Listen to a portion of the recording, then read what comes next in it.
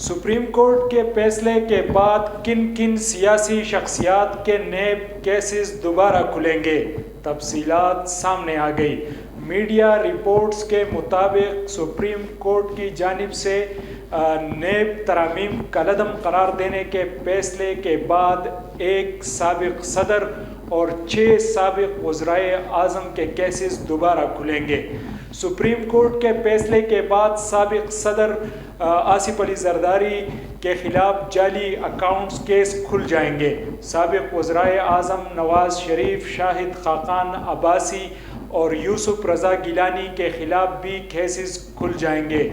ذرائع کا حوالہ دیتے ہوئے بتایا گیا کہ شہباز شریف، راجہ پرویز اشرف اور شوکت عزیز کے خلاف مقدمات بھی دوبارہ کھلیں گے۔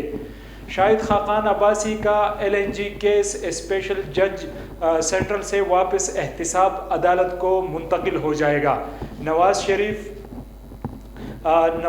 اور یوسف رضا گیلانی کا توشاخانہ کیس واپس احتساب عدالت منتقل ہوگا۔ اس کے علاوہ اسحاق ڈار کے خلاف آمدن سے زائد اثاثہ جات ریفرنس اور سردار مہتاب کا جعلی بھرتیوں کا کیس بھی بحال ہوگا۔ عبدالغنی مجید اور انور مجید سمیت دیگر شخصیات کے مقدمات بھی بحال ہو جائیں گے۔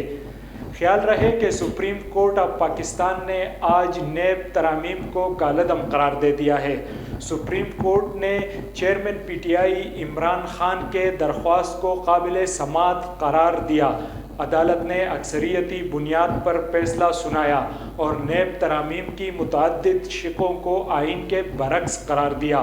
سپریم کورٹ نے فیصلے میں قرار دیا کہ کالعدم شقوں کے تحت نیب قانون کے تحت کارروائی کرے۔ عوامی عہدوں پر بیٹھے تمام افراد کے مقدمات بحال ہو گئے، تاہم آمدن سے زائد اثاثہ جات والی ترامیم سرکاری افسران کی حد تک برقرار رہے گی۔ عدالت نے نیب کو 7 دن میں تمام ریکارڈ متعلقہ عدالتوں کو بھیجنے کا حکم دے دیا۔